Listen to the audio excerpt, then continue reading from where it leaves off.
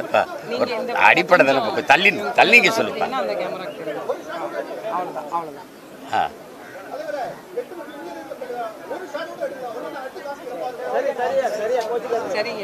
சரி மன்னிச்சுக்கிறேங்க. சரி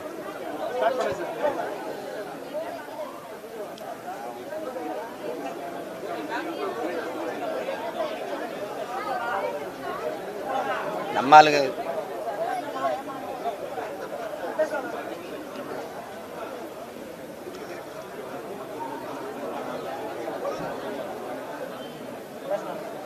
மே 18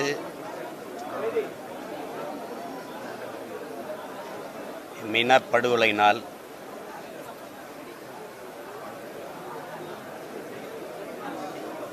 இதே நாளில் 2010 முள்ளிவாய்க்கால் முடிவல்ல எவ்விடத்தே யாம் வீழ்ந்தோம் என்று எண்ணினீர்களோ அந்த இடத்திலே யாம் எழுந்தோம் என்பதை காட்டுவதற்காகவே நாங்கள் நாம் தமிழர் என்கிற கட்சியை தொடங்கினோம். ஒவ்வொரு ஆண்டும் இதே நாளில்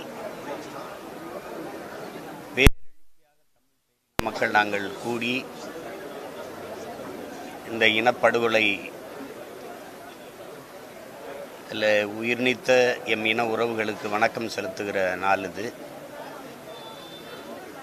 இம்முறை அப்படி நடத்த முடியல. காரணம் அதற்கு அனுமதி தரலை. காரணம் வாக்கு எண்ணி முடிக்கிற வரை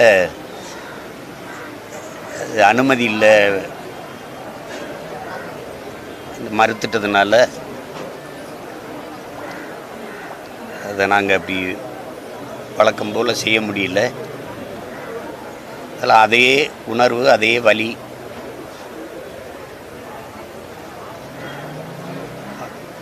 சுமந்து நிற்கிற பிள்ளைகள்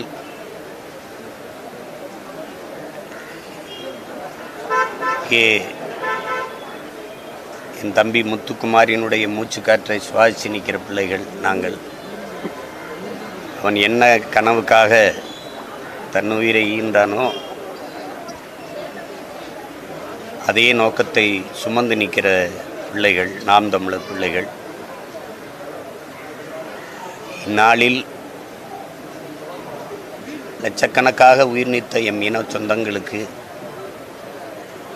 எங்களுடைய கண்ணீர் வணக்கத்தை செலுத்துகிறோம். போராடி உயிர் நீத்த எமது மாவீரர்களுக்கு நாங்கள் வீர வணக்கத்தை செலுத்துகிறோம். வேற ஏதாவது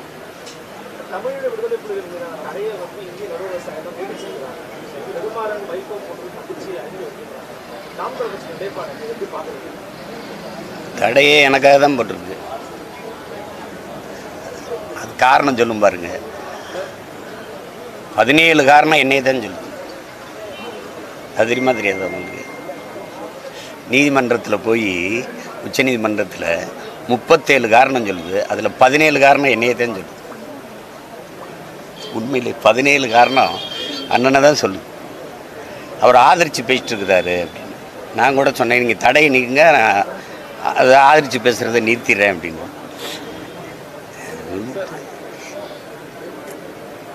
உங்களுக்கே தெரியும். இப்போ நீங்கள் வெள்ளாமை இல்லாத ஒரு காட்டுக்கு எதுக்கு வேலி? நாங்கள் எங்கேயுமே இல்லை. நாங்கள் விடுதலை புலிகள் எங்கே இருக்கோம்? எதுக்கு தடை? பேருக்கே இவ்வளோ பயந்தா எப்படி சொல்கிறது? எப்படி சொல்கிறது சொல்லுங்கள்? விடுதலை புலிகள்ங்கிற பேருக்கே உலகத்துக்கே தெரியுது. நீங்கள் ஒழிச்சிட்டேன்றீங்க, அழிச்சிட்டேன்றீங்க எங்களை. இப்போ உங்களுக்கு தெரியும் 15 ஆண்டுகளாக எந்த இதுவுமே இல்லை. அப்புறம் எதுக்கு நீங்கள் போய் தடையை வச்சுக்கிட்டு? நாங்கள் வேகமாக வளர்ந்துருவோங்கிறது தான். தடையை நீக்கிட்டால் என்ன ஆகும்னு நினைக்கிறீங்க? வேகமாக வளர்ந்துருவோம். இப்போ எங்கள் தலைவர் படத்தை போட விட மாட்டீங்க, பேரை சொல்ல விட மாட்டீங்க. உடனே ஒரு யூடியூப்பில் கம்ப்ளைண்ட் பண்ணி அடிச்சு விட்டு தடையை பண்ணிட்டுருவீங்க. அதானே செய்கிறீங்க. அப்போ அதுக்காக தான் இது தடையை நீட்டிச்சிட்டு போகிறது. சும்மா அது இந்தியாவில் தடை, நமக்கு இருக்கு. அதுக்கு நம்ம யார்? நாங்கள் இந்தியாவுக்குள்ளே இருக்கோமா? நாங்கள் இந்தியரா? இந்தியர் தானா? நாங்கள் இந்தியரா? சொல்லுங்கள், இந்தியரா? நாங்கள் யார்? நாங்களா? 850 பேர் செத்து விழுந்தோம் கடலுக்குள்ளே. எங்களை என்னைக்காவது இந்தியன் மீனவன் செத்தான்னு சொன்னீங்களா? காவிரியில் தண்ணி வாங்கி தர துப்பு இல்லை.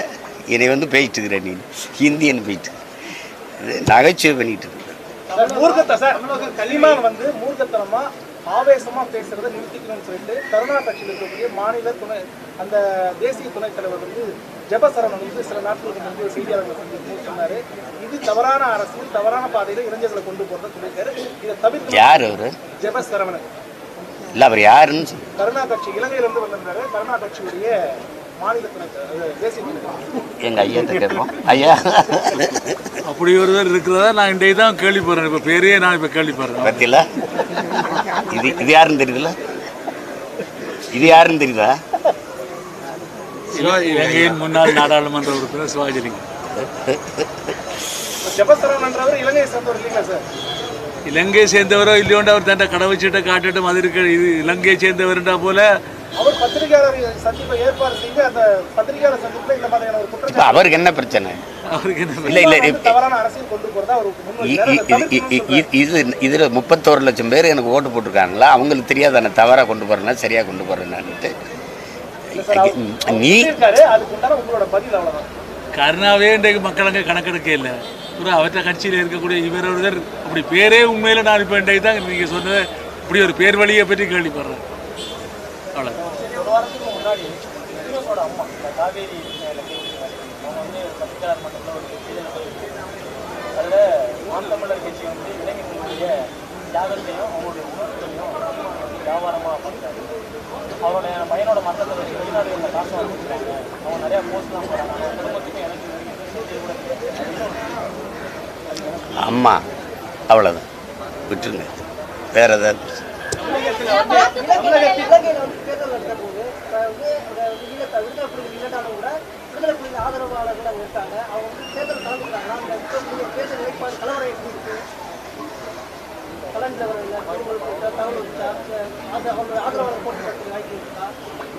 இல்லை, போட்டி தொடர்ச்சியாக போட்டிட்டு தானே இருக்காங்க.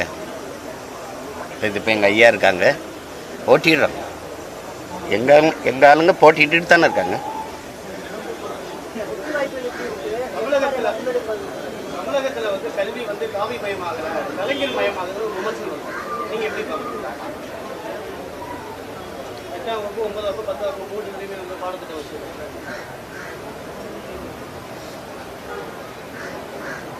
என்ன பதில் சொல்றது தெரியலையே. வாழ்க்கை வரலாறு எல்லாத்தையும் சொல்லுவாங்க. கலைஞர் மயமான, காவி மயமான, தமிழ் மயமான திராவிட அவங்க ஆட்சியில் அதை நிறுவ பார்ப்பாங்க. உங்களுக்கு புரியும்னு நினைக்கிறேன். நீங்கள் பல கோடி ரூபாயை போட்டு சமாதி கட்டுறது, பாடத்திட்டத்தில் கொண்டு வர்றது கொஞ்ச நாள் தான். அந்த பக்கங்களை கிழிச்சு தூர விசுறதுக்கு ரொம்ப நாள் ஆகாது, கொஞ்ச நாள் தான். ஆட்சிக்கு வந்தா கலைஞருடைய வரலாறு எதுவுமே வந்து பாடப்புத்தகத்துல இருக்காதுன்னு சொல்றாங்க. அதே போல நாம் தமிழர் கட்சியும் ஆட்சிக்கு அமைத்தால் இது போல நடவடிக்கை எடுக்குமா, இல்ல பிரபாகரன் இவர்களுடைய வரலாறு எதுவும் அதில் இணைக்கப்படணும்? அதுக்கான நாங்கள் வந்தால் எங்கள் இன வரலாறு தான் இருக்கும். திராவிடர்கள் வந்தால் அவங்க இன வரலாறு இருக்குது. அதுக்காவது அண்ணன் ஜெயிக்கணும்னு வேண்டிக்க. மீண்டும் மத்தியில் காங்கிரஸ் கவர்மெண்ட் வந்தா ராமர் கோவில் இடிக்கப்படுவது இந்திய பிரதமர் வந்து குற்றச்சாட்டு வச்சிருக்காங்க. கோயில் அடிக்கிறது, மசூதி இடிக்கிறதெல்லாம் அது பிஜேபி வேலை தானே. அது பெருமை, அதெல்லாம் ஒரு வேலையா? கோயில் அடிக்கிறதெல்லாம் ஒரு வேலையா? அது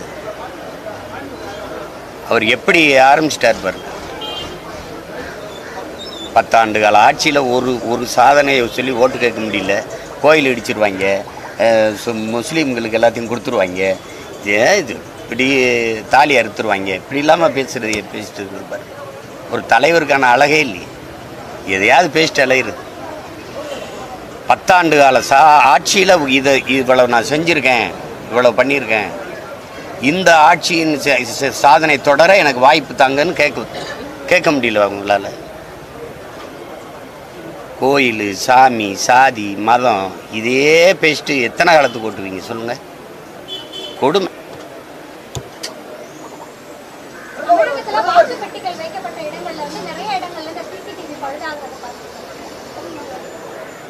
பழுதாகும் தானே தங்கச்சி, பழுதாகும் தான்.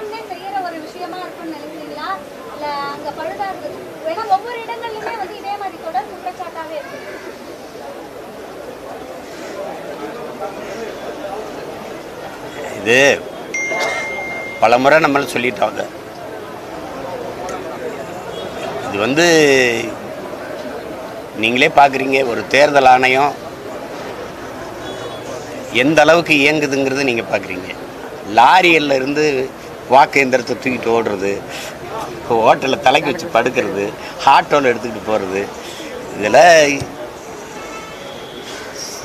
சிசிடிவி பழுதாகிறதுலாம் எங்கேயாவது ஒரு இடத்துல பழுதானா பரவாயில்ல, எல்லா இடத்துலையும் பழுதாகுதுன்னா யோசிக்க வேண்டிய விஷயம் தானே.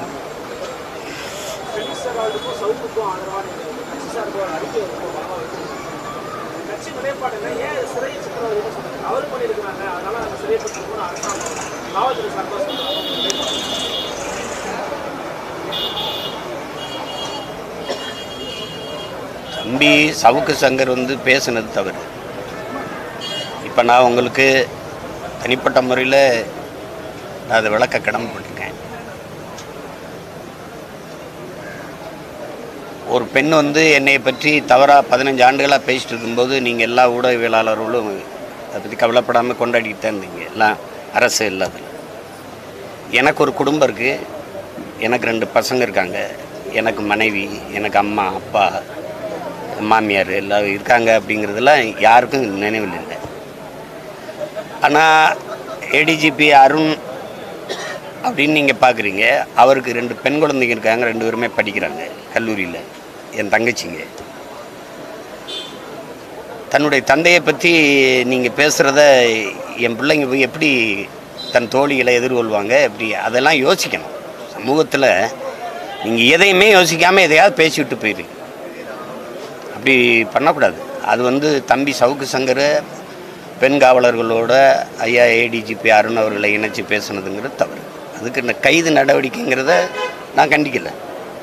குண்டாசு அளவுக்கு அது கஞ்சா வைக்கிறது, குண்டாசு போடுறது, இதெல்லாம் அதிகப்படியாக தெரியுது. இதெல்லாம் அரசினுடைய பழிவாங்க நடவடிக்கை. அதெல்லாம் தம்பி ஃபெலிக்ஸ் என்ன செஞ்சார் சார்? இப்போ நான் என் தலைவனை ஆதரித்து பேசுகிறேன் அப்படின்னா நான் தான் பொறுப்பேற்கணும். இல்லையே இந்த ஊடகம் ஏதாவது பொறுப்பேற்குமா? இப்போ நீங்கள் இப்போ பிரபாகரன் வாழ்க அப்படின்னு நான் சொன்னேன், நான் தான் என்னையே தான் நீங்கள் பொறுப்பை கைது பண்ணணும். இந்த இதெல்லாம் நீங்கள் ஒளிபரப்பிட்டீங்க அப்படின்னா அப்படி ஃபெலிக்ஸை கைது பண்ணதுங்கிறது ரொம்ப தவறு. இப்போ நீங்கள் உங்களை விமர்சிக்கிறதுக்கு நீங்கள் கைது பண்ணுறீங்கள, என்னையே, என்னுடைய குடும்பத்தை, எங்கள் கட்சியை, எங்களையெல்லாம் விமர்சிக்கிற அந்த வாடகை வாய்கள் இருக்குல்ல, திராவிட வாடகை வாய்கள், அவங்கள ஏதாவது நடவடிக்கை எடுத்துருக்கீங்களா? ஏதாவது எடுக்க பேர் சொல்ல விரும்பலை, உங்களுக்கு தெரியும் எந்தெந்த ஊடகம்னு. ஏன் அவங்களெல்லாம் நீங்கள் ஒன்றுமே செய்யறதில்லை? எவ்வளவு இழிவாக பேசுகிறாங்க. அதை கேட்குற என் குடும்பம் என்னாங்க, என்னை சுற்றி நிற்கிற என் குடும்பம் என்ன நினைப்பாங்க?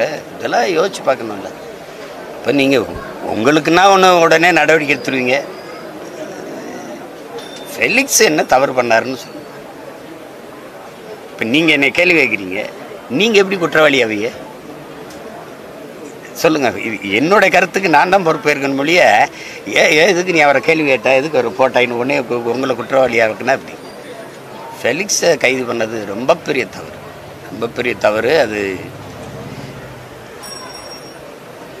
இவ்வளவுக்கு என் தம்பி நாங்கள் ஃப்ளைட் டிக்கெட் போட்டு தர்றோம்னு சொன்னோம். உங்களை நம்ப முடியுதா? பற்றில நாங்கள் ஃப்ளைட் டிக்கெட் போட்டு தர்றோம் டெல்லியிலேருந்து இங்கே வர்றதுக்கு. ஆமாம், இல்லை ட்ரெயினில் தான் கூட்டி வருவோம்னா அதெல்லாம் ஒரு இதெல்லாம் என்ன விட போய் சொல்லுங்க. வீட்டில் போய் என்ன சோதிக்கிறேன்? ஏண்டா மலையை வெட்டி விற்கிறான், மண்ணள்ளி விற்கிறேன், நீங்களே இருக்கீங்க. சாராயம் விற்றுக்கிட்டு கஞ்சா விற்றுக்கிட்டு இருக்கிறவனே நீங்களே கவர்மெண்ட் நடத்திக்கிட்டு இருக்கிறீங்க நீங்கள். அவன் என்ன பண்ணான்னு நான் வீட்டில் போய் சோதிக்கிறேன். நீ கொடுமை, இதெல்லாம் ரொம்ப கொடுமை, இதெல்லாம் ரொம்ப கொடுமை. இதுக்காவது இவங்களை ஒழிக்கணும். மீண்டும் பாஜக ஆட்சிக்கு வந்தால் மாநில முதலமைச்சர்கள் கைது செய்யப்படுவார்கள். ஸ்டாலின், மம்தா, பினராயி விஜயன் கைது செய்யணும். அரவிந்த் கெஜ்ரிவால் கட்டாயம் நடக்கும், உறுதியாக நடக்கும்.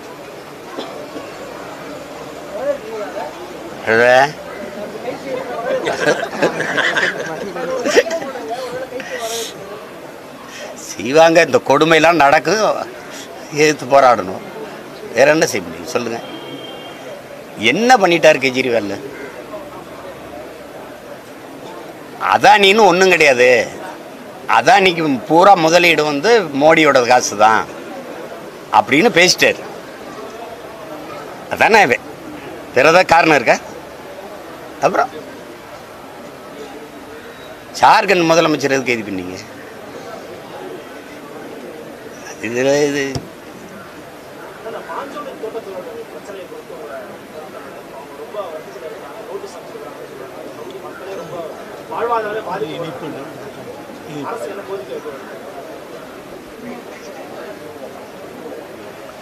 நான் கோரிக்கை வச்சா அந்த அரசு ஏற்றுருமா?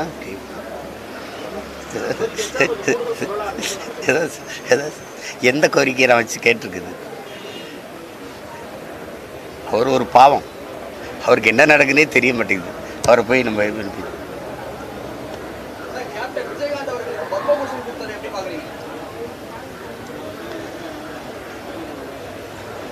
அதை நான் வரவேற்கிறேன். அவருக்கு ஒரு உரிய நபருக்கு உரிய மதிப்பு கொடுக்கப்பட்டதா அன்னி பிரேமலதா சொன்னது தான் நான் சொல்லணுங்க. அவர் இருக்கும்போது கொடுத்துருக்கணும், இருக்கும்போது கொடுத்து பாராட்டியிருக்கணும் அவருக்கு. அவர் இல்லை, இப்போ அது பயன் இல்லை. அது அவங்களே சொல்கிறாங்க பாருங்கள். அந்த பெருமை அவருக்கு சேரலையே, அவருக்கு போய் சேரலையே. இப்போ அதுக்கு தகுதியான நபர் தான் பத்மபூஷன். அது பெறுதலுக்கான தகுதியான நபர் தான் அவர். நீங்கள் கட்சி தலைவர், ஒரு நடிகர், அதெல்லாம் விடுங்க. நல்ல மனிதன்.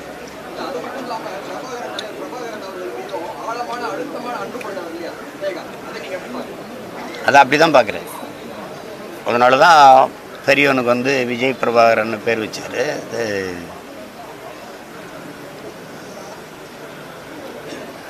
கேப்டன் பிரபாகரன் படம் எடுத்ததுக்கு எங்கள் அண்ணன் செல்வமணி சொல்லியிருக்காரு பாருங்க. தலைவரை பற்றி பேரில் எடுக்கிறோம், கவனமாக எடு செல்வமணி அப்படின்னு சொன்னார்னு சொல்லியிருக்காரு பாருங்க. அதை நான் ரொம்ப பெரிதாக மதிக்கிறேன், நேசிக்கிறேன். தமிழ்நாட்டில் மின்சாரம் எப்படி இது தெரிஞ்சது தானே? இது இப்படி ஒரு கேள்வி. தேர்தல் வரைக்கும் அண்ணன் பேசியிருக்கேன். தேர்தல் வரைக்கும் சரியாக கொடுப்பாங்க, வாக்குப்பதிவு முடிஞ்சதுலேருந்து துண்டிச்சிருவாங்க. இதே இப்போ எங்கள் வீட்டிலலாம் எப்படின்னா அடிக்கடி போய் வருது. என்னன்னு தெரியல. இப்போ கரண்ட்லாம் இப்படி தான் இருக்கும் போருக்கு அப்படின்ற மாதிரி அது ஏதோ ஒன்று நடக்குது. நீங்களே பாருங்கள், இவ்வளோ காலம் ஆட்சி நடந்திருக்குது. ஒரு தடையற்ற மின்சாரம் தர்றதுக்கு இவங்களால் எந்த முயற்சியாவது இருக்குது தப்பு. நகரத்திலே, தலைநகரிலே எப்படி இருக்குன்னா, சிற்றூர்களில் எங்கள் அம்மா அப்பாவெல்லாம் யோசிச்சுப்பார். சிற்றூர்களில் யோசிச்சுப்பார். ரொம்ப கொடுமை, ரொம்ப கொடுமை. கோயில் கட்டப்படும், வாரணாசியில் கிருஷ்ணர் கோயில் கட்டப்படும், ஞானவாபி மசூதி இடிக்கப்பட்டு அந்த இடத்துல வந்து விஸ்வநாதர் கோயில் கட்டப்படும். மாநிலத்தை சேர்ந்த முதலமைச்சர் வேற என்ன அவங்களுக்கு தெரியும்னு நினைக்கிறீங்க? இடிக்கிறது, கோவில் கட்டுறது, இதை தவிர வேற என்ன தெரியும்? ஒன்று தான் தம்பி, சாதி, மதம், கடவுள் இதை சிந்திக்கிறவன் வந்து மக்களை பற்றி சிந்திக்க மாட்டான். மக்களை பற்றி சிந்திக்கிறவன் சாதி, மதம், கடவுள் அதை பற்றி சிந்திக்கிற நேரம் இருக்காது. இப்போ புரியுதா?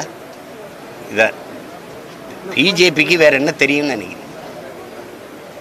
பல முறை சொல்லிட்டேன். பசுமாடு, பாகிஸ்தான் பக்கத்து நாடு, ஜெய் ஸ்ரீராம், பாரத மாதாவுக்கு ஜெய். இதை தவிர வேற ஏதாவது கோட்பாடு இருக்கா பாரு?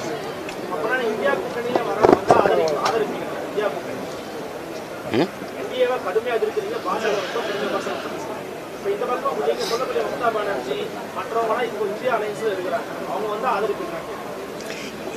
எனக்கு என்ன நடக்க போகுது சார்? எனக்கு என்ன நடக்க போகுது? என் மொழி மீட்சிக்கு வருமா? கச்சத்தீவை மீட்குமா? என் மீனவர் பாதுகாப்புக்கு வருமா? ஏதாவது எனக்கு ஏதாவதுக்கு வருமா? காவிரி நதிநீர் உரிமைக்கு பேசுமா? இல்லை காங்கிரஸ் வந்தால் பேசுமா? இல்லை பிஜேபி வந்தால் பேசுமா? அதை பற்றி பேசுகிறதுக்கு நேர விரையும் தெண்டம். சினிமாவில் வந்து ஜாதி வந்துருச்சு. மாரஞ்சித், வெற்றிமாறன், மாரித்தலைவர் போன்றவர்களால சாதி வந்து அதிகமாக பேசப்படுது, வன்முறைகள் வந்து நடக்குது அப்படிங்கிற மாதிரி சொல்றாங்க. குறிப்பாக வெற்றிமாறனுக்கு வந்து படமே எடுக்கிறது இல்லை அப்படிங்கிற மாதிரி ஒரு கருத்துக்கள் வந்து சிலர் பதிவிட்டு வராங்க. இதுக்கு உங்களுடைய கருத்து? இந்தியாவிலே தலை சிறந்த இயக்குனர்னா என் தம்பி வெற்றிமாறன் தான். அவனுக்கு படம் எடுக்க தெரியலனா பிறகு எவனுக்கு படம் எடுக்க தெரியும்? யாருக்கு படம் எடுக்க தெரியும்? எனக்கு தெரிந்து நான் ஒரு திரைக்கலைஞனா சொல்கிறேன், என் தம்பி மாதிரி சிறந்த இயக்குனரே கிடையாது. அவன் ஆக சிறந்த இயக்குனர். அதுபோல் இப்போ ஏதாவது பேச்சு இருக்காது. இருக்கா இல்லையா? சாதி எதுவும் நாங்களாம் கண்டுபிடிச்சி, நாங்கள் அண்ணன் தம்பியெல்லாம் கண்டுபிடிச்சி கொண்டு வந்து இறக்கி விட்ட மாதிரி போயிட்டு இருக்கிறீங்க.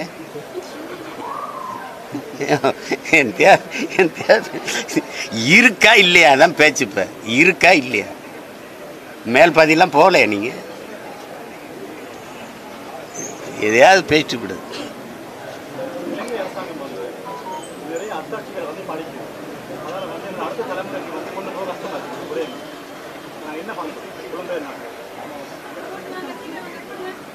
பகுதி நேரமாக வகுப்புகள் எடுக்கணும். அதை பல முறை நான் வலியுறுத்தியிருக்கேன்.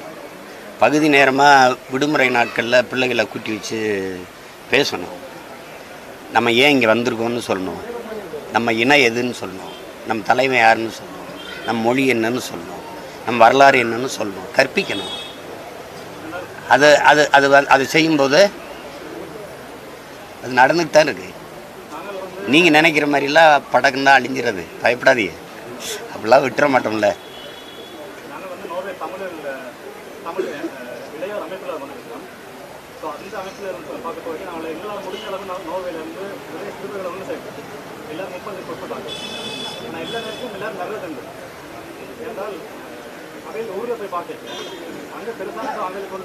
இல்லை அது அப்படி தான் இருக்கும். அதுக்கு சோர்ந்துடக்கூடாது. தற்சோர்வு அடைஞ்சு வரல அப்படின்னு விரக்தி அடைஞ்சு விட்டுட்டு போயிடக்கூடாது.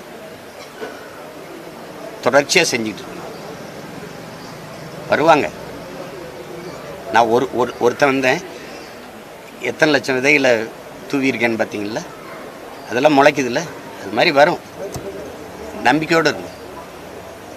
மத்திய அரசு சிஏ சட்டத்தை 300 பேருக்கு நடைமுறைப்படுத்தி ஏற்கனவே வந்து ஈழத்தமிழருக்கு வழங்கணும் கோரிக்கை வைக்கிறோம். மத்திய அரசுக்கு நீங்கள் என்ன கோரிக்கை வைக்கிறீங்க?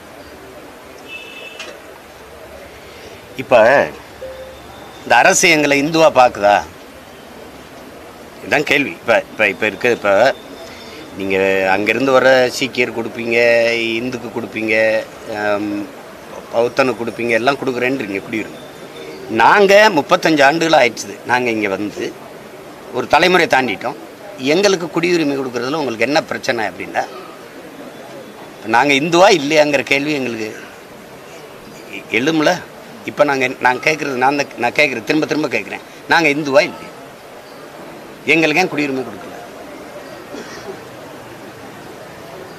அது தராது.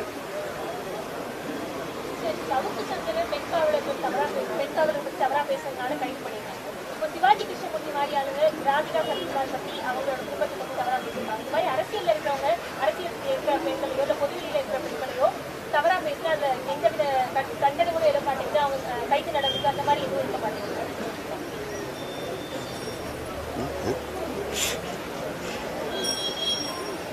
அவங்க ஆட்சி, அவங்க பேசுகிறாங்க. இதுக்குன்னே ஒரு கூட்டத்தை வச்சுருப்பாங்க. கேடுகட்ட அநாகரிகமான கேவலமான அரசியலை தொடங்கினது ஐயா கருணாநிதி அவர்கள் தான். உங்களுக்கு வெற்றி கொண்டான் ஐயா மாதிரி இந்த தீப்பொறி ஆறுமுகம் இந்த மாதிரி ஆட்களையெல்லாம் வச்சுக்கிட்டு கேவலமாக பேசுவோம். அதெல்லாம் இப்போ இவர் வந்திருக்காரு. இப்போ நீங்கள் சொல்கிற சிவாஜி கிருஷ்ணமூர்த்தியா, அவர்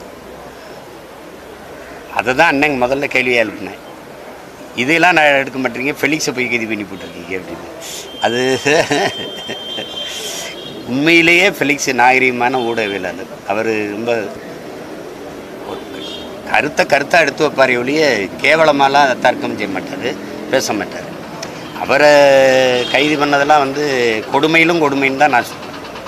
அது மாதிரி இப்போ இந்த அவரை கட்சி விட்டு நீக்குவாங்க, அப்புறம் சேர்ப்பாங்க, கட்சி விட்டு நீக்குவாங்க, சேர்ப்பாங்க, அதெல்லாம் இதுக்கு என்னவே பண்ண முடியும்.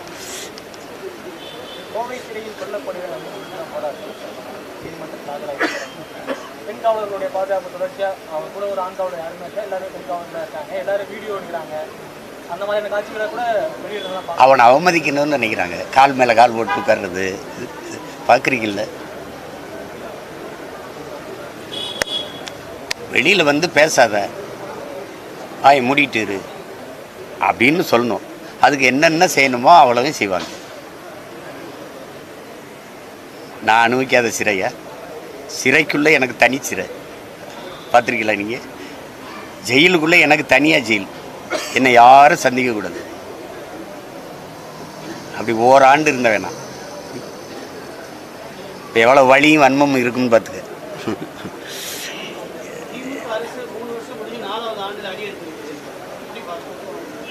அடி எடுத்து வைக்குதா? அடி எடுத்து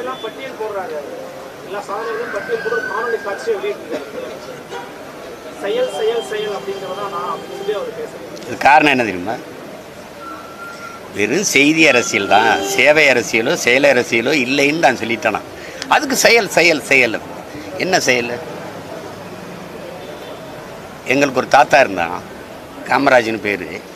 அவன்கிட்ட போயிட்டு 2 நியூஸ் ரீல் எடுத்து நம்ம சாதனையெல்லாம் விளக்கி நம்ம ஒரு படம் மாதிரி எடுத்து போடலாம் அப்படின்னு சுந்தரம்னு ஒரு டைரக்டர் கேட்குறாரு.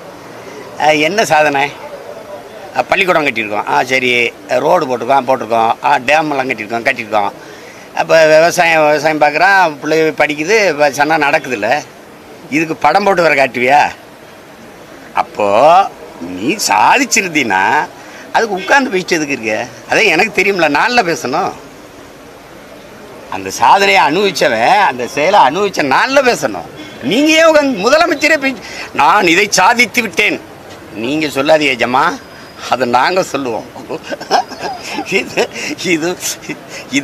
இதுக்கு பேர் தான் செய்தி அரசியல். செயல் அரசியலோ சேவை அரசியலோ இல்லைன்னு சொல்கிறது காரணம் இதுதான். அதனால தான் எங்கள் தாத்தா செத்துட்டார். இதை விடவெல்லாம் அவரை கேவலப்படுத்த முடியாது. ஏதோ ஒரு கொடுவை.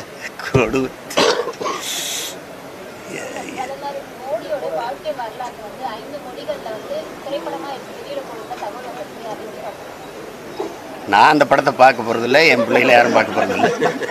எங்களுக்கு ஒன்றும் புரியவும் புரியாது.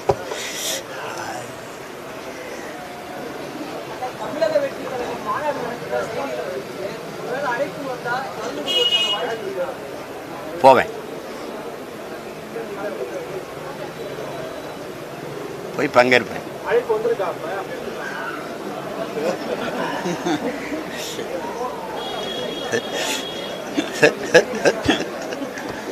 என்ன பிரச்சனை? ஹலோ, என்னடா பிரச்சனை? இப்போ நாட்டில் பிரச்சனை அண்ணனும் தம்பி சேர்ந்துடக்கூடாதுங்கிறது தானே. அதுதானே.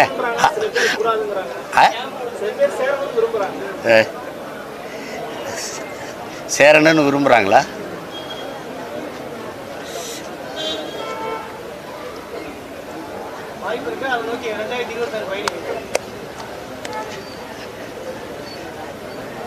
என் தம்பி சொன்னதே நான் சொல்வா, வெயிட்டிங்.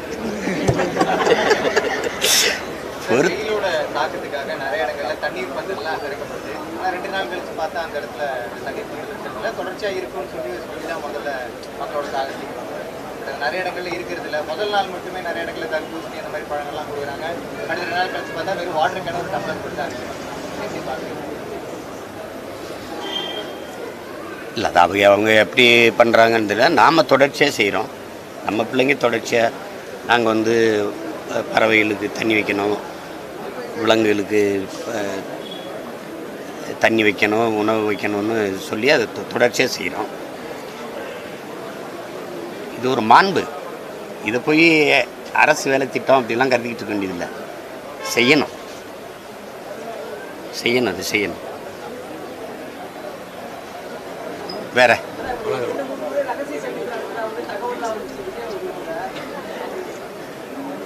நாங்கள் என்ன கள்ளக்காதலர்கள் மாதிரி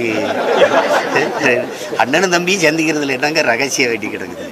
சந்திச்சா சந்திப்போம், இதில் என்ன இருக்குது? அவர் படப்பிடிப்பில் இருக்காரு, கொஞ்சம் வேலையாக இருக்காரு, சந்திப்போம்.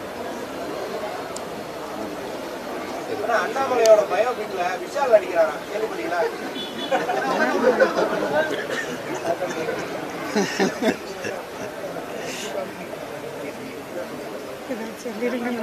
ஏதோ சொல்லிடுவா.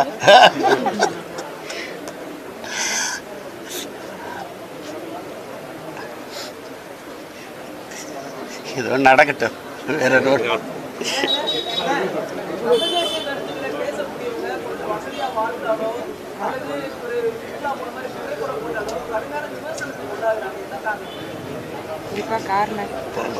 என் தங்கச்சிக்கு ஒரு காருக்கு பக்கத்தில் நின்ட்டா, அவளை படாபாடு படுத்துறாங்க. உண்மையிலேயே என் தங்கச்சி கார் வாங்கினது உங்களுக்கு என்னடா பிரச்சனை? என்ன பிரச்சனை உங்களுக்கு? தமிழ் தேசியம்னா என்னென்ன அவங்க நினச்சிருக்காங்கன்னா, ஒரு சோழனா பைய, ஒரு தேஞ்ச செப்பு, ரப்பர் செருப்பு, அப்படியே ஒரு அப்படி வச்சுக்கிட்டு அப்படியே பிசைக்கிற மாதிரி இருக்கணும்னு நினைக்கிறேன். ஏண்டா வந்த நாய் கண்ட நாயெல்லாம் கோடி கோடியாக கொள்ளையடித்து வாழும்போது சொந்த மண்ணின் பிள்ளை நாங்கள் வாழ்கிறதுல என்னடா உங்களுக்கு பிரச்சனை? நாங்கள் கார் வச்சுருக்கிறது பொறாமை இருக்கா? அதுக்காகவே கார் வைப்போம். நாங்கள் நல்லா சட்டை போடுறது, சீமான் பாருங்க சட்டை வேப்ப பிராண்டா போடுறாரு, அதுக்காகவே போடுறேன்டா, அதுக்காக என்ன தேவை ஒன்று பேசிட்டு அலையிறது பைத்தியக்காரங்க.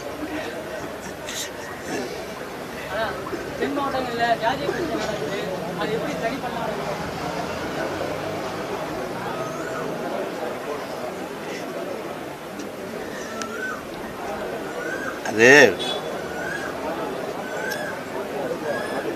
ஒரு கொடிய நோய், அது உங்களுக்கு புரியும் நினைக்கிறேன். புற்றுநோயை விட கொடிய நோய் இந்த சாதி மத உணர்ச்சி தான். அதை தகர்க்கிறதுக்கு பதிலாக அதையே வச்சுக்கிட்டு அரசியல் செய்ய வந்தது இருக்குல்ல, அதில் தான் பிரச்சனை. அதை தகர்க்கிறதுக்கான வேலையை தான் நாங்கள் செய்கிறோம். அந்த உணர்ச்சியிலிருந்து வெளியேறி நாங்கள் தமிழர்கள் என்று ஒன்று கூடுறது இருக்குல்ல, அதில் எல்லாம் அது செத்து விழும். கொஞ்சம் சைத்துக்கிறீங்க, கொஞ்ச நாள் சரி பண்ணிடலாம்.